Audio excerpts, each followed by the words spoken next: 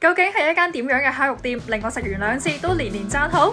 因為呢度有肥溜新鮮嘅烤活鰻、超厚超焦香嘅烤牛舌，粒粒都係脆噏噏嘅豬五花，仲有配料多多嘅拌飯。最緊要咧就係全程唔使自己喐手，淨係需要坐定定喐口啫。就係呢間位於華強北嘅獅子山崔鰻魚烤肉店啦。咁其實獅子山咧我都唔係第一次食嘅，我記得上次食咧就唔係喺華強北呢邊，同埋我啱啱經過呢邊咧，咁就見到佢，咦原來呢度都有分店喎，同埋咧佢都有好多唔同嘅團購嘅。咁啊有200零蚊嘅雙人餐啦，100零蚊嘅雙人餐啦，嘢飲啦，同埋單點嘅嘢，例如呢個牛舌啦，同埋10蚊嘅2隻生蠔，雪花冰啊咁樣嘅。咁呢啲都冇話限時間，就係1至日都可以用。咁同埋呢度咧係做到夜晚11點嘅，即係佢中間都唔使休息。咁我中意食烤肉嘅其中一個原因就係上菜比較快啦，好快就擺到滿晒。係咪放電池㗎？哇！好多人驚，嗰條鰻魚真係識喐㗎，啲神經都未斷晒就上台啦。咁就嗌咗鰻魚、黃油雞腿、厚切五花肉、厚切牛舌、金槍魚子拌飯、烤多春魚同埋1份蝦仁百合。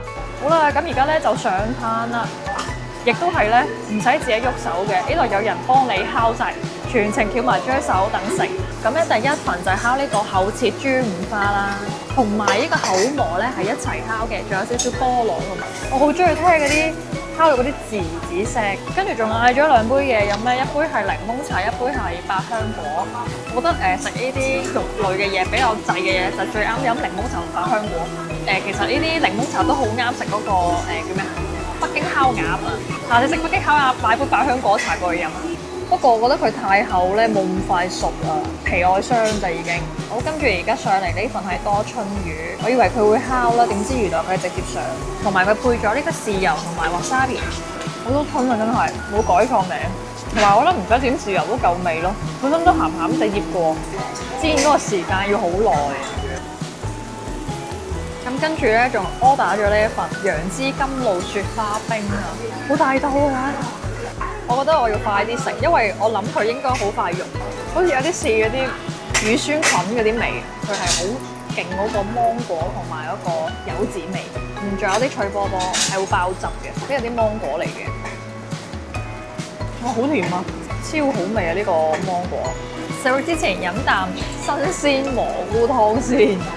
好啦，而家呢份豬五花烤完啦，見到表面咧都浮晒好多油啦，同埋係油令令吱聲嘅，嗰啲油氣咧都仲未散去啊！配咗2種醬汁啦，一種係呢種好似燒汁咁樣甜甜地嘅，呢種就好似孜然嘅感覺。佢每一個位置都封好晒邊，好脆噏噏嘅感覺。哇，好脆啊！好食過街市啲燒肉啊，同埋好香嗰啲炭火香味。同埋我好中意佢呢個菜，佢本身有少少醬汁啦，即係有少少味道。再加啲呢個燒肉落去包住食，同埋加少少呢個，哇！呢個酸蘿蔔好好食，佢又酸又甜嘅，好好食啊！呢個肉，如果嚟送嗰個飯仲好食，我覺得。呢個好好食，你快試下真係，佢4條邊都係脆㗎，一入去 pop 一聲，烤得好透，好好食啊！呢個肉包菜咁好味。跟住我哋就食鰻魚啦，咁鰻魚咧都係呢間店嘅signature啦，同埋係食嗰啲新鮮即係現湯嘅烤活鰻，哇好香啊！而家見到嗰個鰻魚嗰層皮都烤到乾晒啊，咁同埋咧見到裏面啲肉真係好肥啊！我覺得呢度嗰個哥哥仔烤肉嘅手仔真係好得，同埋佢唔係淨係烤我哋呢一圍，幾圍一齊烤，佢都可以烤到啲肉咁好味，真係熟手技工嚟嘅。你千祈唔好自己烤，自己烤唔好食嘅呢度。一定要佢幫你烤先好食，真係嘅，唔係講笑。好忙碌啊佢，一個人做3張台，犀利，好香魚油味啊！不過佢真係烤得好細緻，因為佢呢度淨係烤咗半條，我哋仲有半條喺個炭緊，即係食呢餐飯嘅時間，起碼2粒鐘最少，因為佢好細緻，所以佢就會烤得好慢好慢，但係佢出嚟嘅嘢真係好好食。好啦，咁而家嚟到呢個烤鰻魚最後一步咧，就係要飲呢啲鰻魚汁，飲咗之後再烤一烤，好似烤咗成10幾20分鐘嘅時間。哇！食啦，好靚啊呢個！咁我哋而家烤咗2樣嘢，都已經即刻換咗個炭啦，所以其實佢嗰啲味係炭味好夠，就係因為成日都換，又換炭又換嗰個網烤網。好啦，食肉啊，特別佢飲晒成個汁之後咧，又香又脆。你一咬落去，嗰啲魚油咧擠晒出嚟，周層皮咧係脆嘅，而且一個肉咧係好有彈性、好韌啊，好有韌性，外脆內軟。嚟到呢度一定係要食呢個鰻魚，果然係招牌。咁而家幫你撈埋個飯，因為佢上咗嚟好耐㗎啦個飯。我本身係諗住食先算啦，咁點知人哋即刻幫你撈埋，連令你唯一喐手嘅機會都冇，怕你唔識食，差啲餵埋你添。即係撈得好勻啊，絕對係撈得靚過我咯，我覺得。即刻 DIY 咗一個鰻魚檔，好快嘅呢個牛舌，可能幾分鐘就熟晒啦。我覺得佢好厚，厚到好似一嚿嚿雞髀菇咁樣，仲幫你擠埋檸檬汁，5星級嘅服務。食米芝蓮都可能都係咁嘅啫。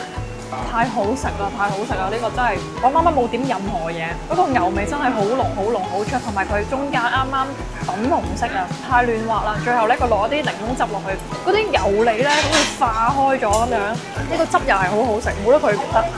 你睇佢個橫截面係咪啱啱熟咧？佢係每一個邊都鎖過嘅，我覺得嚟送飯超好味。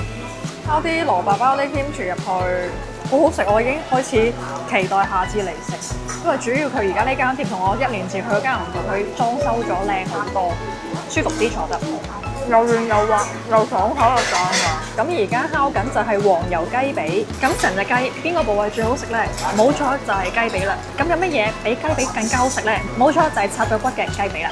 我覺得佢喺度現場煎緊雞扒，點解佢可以烤到嗰個雞肉冇雞皮，但係佢會脆脆地，我真係好好奇點解嘅。即係佢可以將呢個雞烤到好似啱啱嗰個豬五花咁樣，佢係冇皮嘅，但係佢係脆脆地、香香地。試多件有雞皮係咪更加脆？係啊，雞皮好似啲紫菜咁樣，佢好香口啊，烤到好好食啊！我瞓低啊，飽咗。雖然已經真係好飽好飽，但係都唔會唔記得仲有半條鰻魚未食嘅。嗱，真係咧覺得要表揚呢個烤肉嘅店員哥哥啦，因為真係全程咧都烤得非常之認真，就算一個人負責幾張台都冇 hea 做嘅。咁烤得火候啱啱好啊，非常之好味。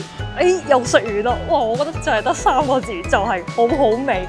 我覺得好食過上次好多，應該係2倍咁多。咁同埋佢成個環境搬咗過嚟咧，真係靚咗好多。但係有時候個地下會有啲跣跣地，所以最後走時要小心啲。但係嗰個店員哥哥真係要俾佢讚佢，烤得非常之好食。我覺得好大原因都係因為佢烤得好好，同埋嗰啲食材都 OK 啦，好食啦，又厚切啦咁樣，跟住服務態度亦都好好啦，即係基本上成日同你換炭啊、換碟啊、換網咁樣，樣嘢都幾滿意嘅。